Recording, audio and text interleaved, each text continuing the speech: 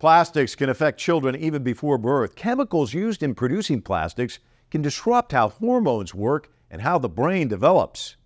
Bottles, sippy cups, plates, and bowls, plastics seem to be everywhere when it comes to feeding kids. But one woman is trying to cut down on our reliance on these products and at the same time build a zero plastic movement. I speak to Dr. Manasa Mantravadi, the founder of Ahimsa. Dr. Mantravadi is a pediatrician and mother of three.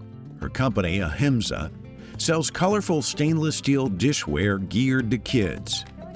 I caught up with Dr. Mantravadi in New York City at the Clinton Global Initiative meeting, where leaders work to carry out solutions for some of the world's most pressing issues. So Manasa, Ahimsa, the name, Yes. Tell us how you came up with this. Sure. So ahimsa is actually a Sanskrit word meaning avoiding harm. And so when I went into medicine, it was the first oath I took as a physician. And when I became a mom, it's definitely the oath I took to avoid harm for my children. And it really started from this notion of plastic we now know is harmful to children's health. And I found that out from the American Academy of Pediatrics in 2018 with their formal policy recommendations to avoid plastic and rather use glass or stainless steel to serve food because the chemicals in plastic essentially are leaching into the food and drink our children are consuming during mealtime and are interfering with their normal growth and development. And so when they recommended steel, I thought, I'm from India and 1 billion people use steel at the dining table. It is the material of choice. I felt very compelled to create a solution to the problem with plastic and offer a solution that parents could actually go and have a solution in their own homes. And so it was this one word that put it all together, something that was safe for children's bodies, safe for the environment, and truly the principle of ahimsa means avoiding harm. So everything we do, from the packaging to our coloring process to sourcing, is we truly take that name to heart, ahimsa. So it's interesting because on your website it says medicine meets motherhood. And then there's a story about you being, of course, a mother, also dealing with your own mom. Because she came in and was like, what's this, right? I mean, tell us that story because I think it's a great story. The immigrant mom who's 5 foot tall, I'm telling you, powerful women. So I did what every other American mom does. You have children, they're about 6 months of age, you're now on your food journey. You get very excited to start feeding them. You go into the store and there is a sea of plastic bottles, cups, bowls, spoons, and you pick the cutest ones that maybe your children will like. You bring them home and you start feeding them. Not everyone has my mom in their kitchen though. And so my mom looked at it and was abhorred. She was like, oh, what are you doing? How dare you put this plastic in front of my grandchildren? Like, there's got to be chemicals leaching into it. Those were her words. There's got to be chemicals leaching into the food. She said, in India, you grew up on steel, and so I'm going to bring you some. She came to watch my kids that day. I went to work to go see patients. I came home, and everything was gone. I was like, Mom, my cabinets are empty. She's like, I'll get you some Indian steel.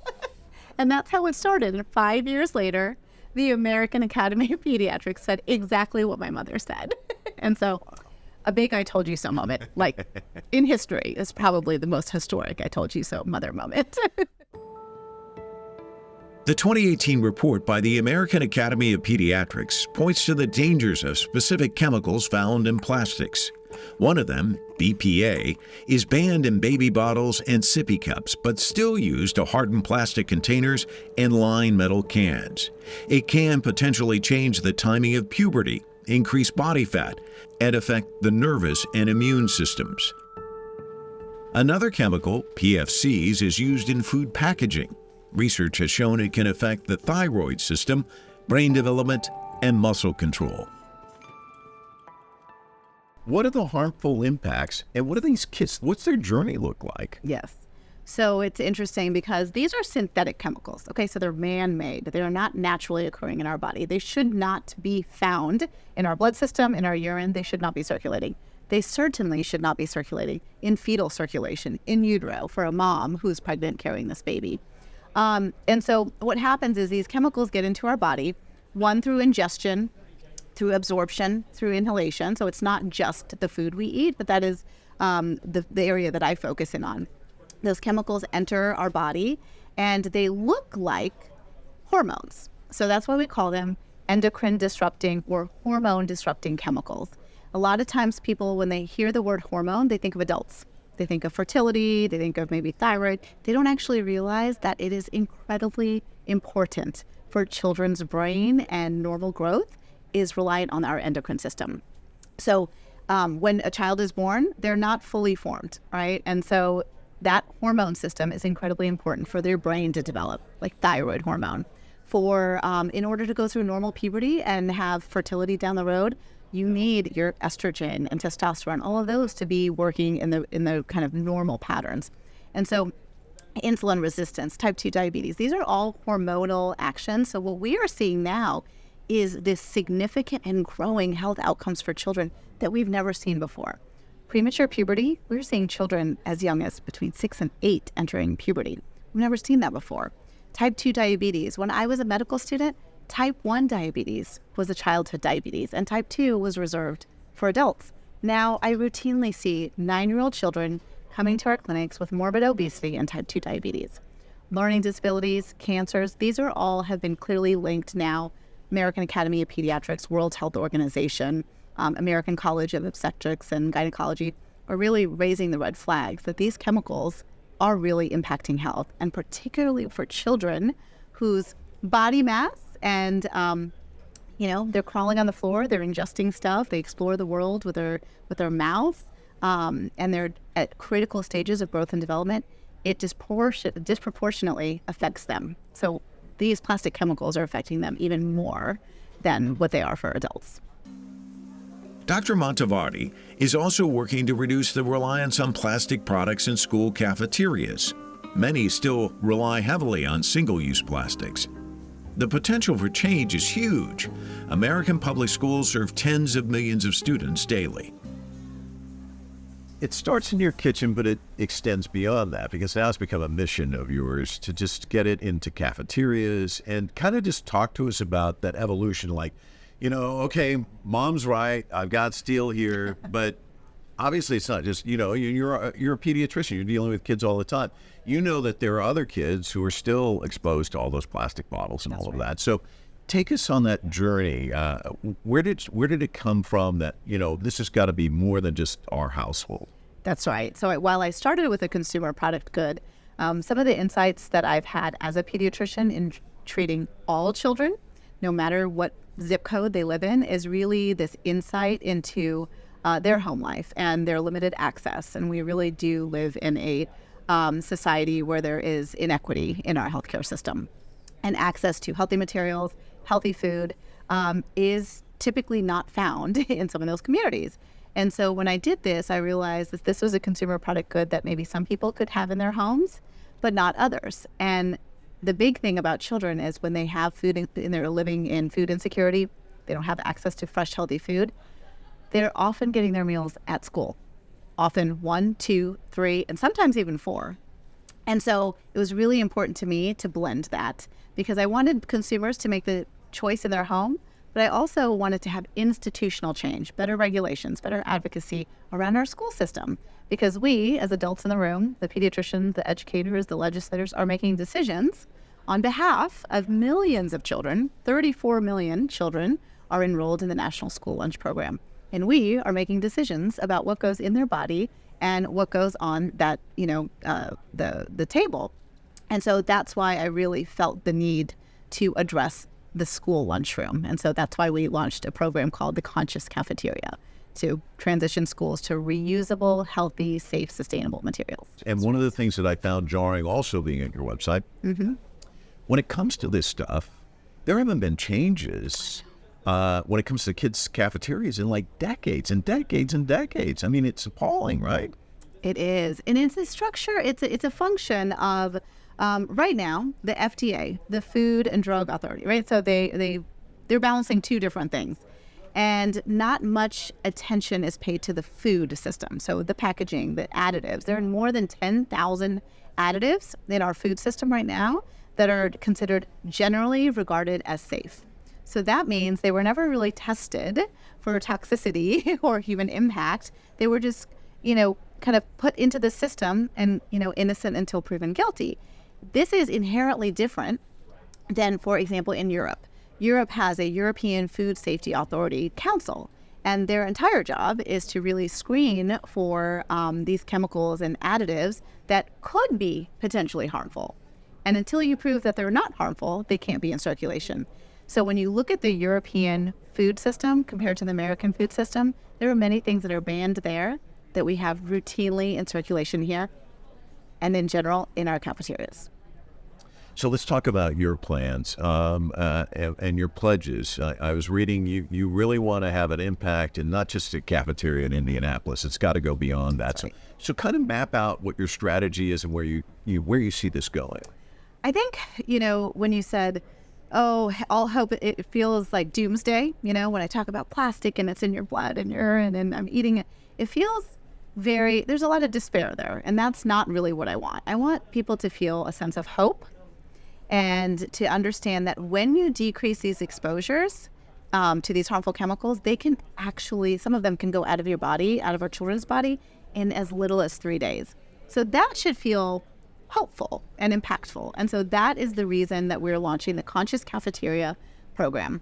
It is a pilot program here in New York City to enroll 25 schools to decarbonize school cafeterias and turn them into a reusable stainless steel foodware, but pair that with custom educational curriculum to teach children about reuse and how important our food system is to our own health and to the health of our planet.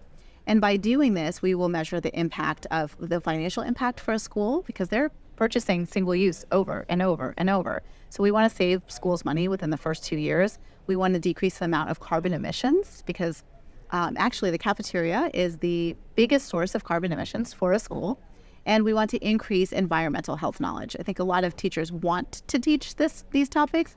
We know it's incredibly important as our children are our future leaders and our future legislators and our future doctors, teaching them about this early. So it's a comprehensive program for school cafeterias. And if we do it well in New York, I feel like we can do it kind of around the country. So that's my hope.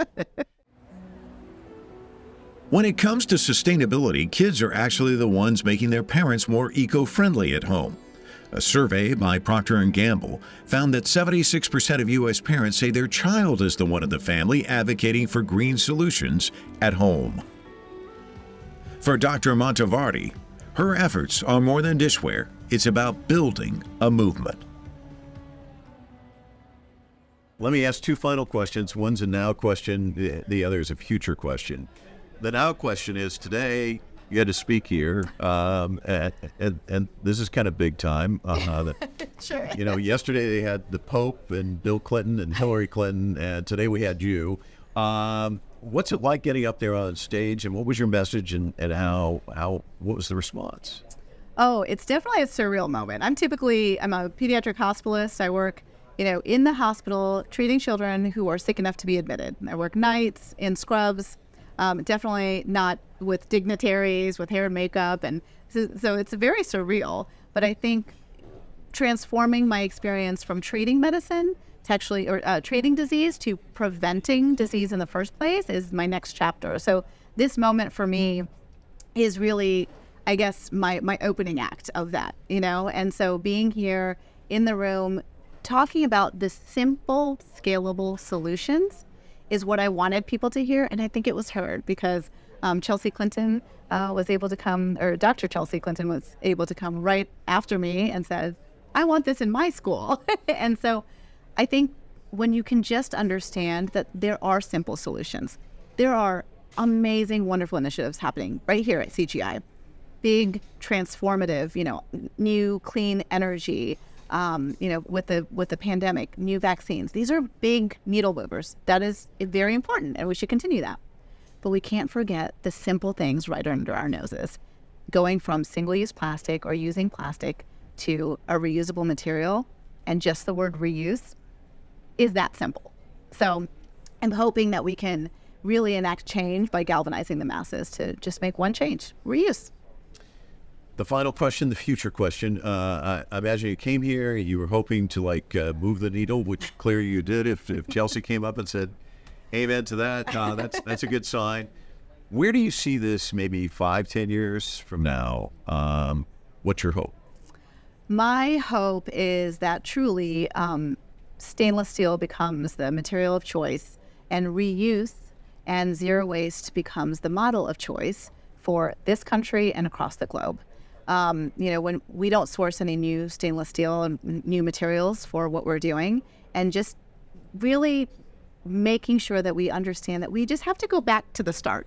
Before we did all of the single-use plastics, the processed food, the quick, fast pace of life that we have now, let's just go back to the beginning where we respected the earth, we respected our bodies, we ate stuff that was natural from the ground, we used materials that we could reuse.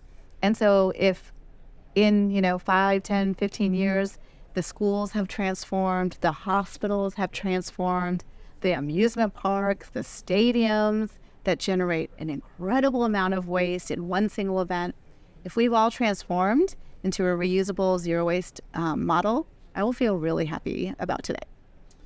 Well, let's hope it happens. Cheers to that. What a delight. Thank you Thank so you much. so much.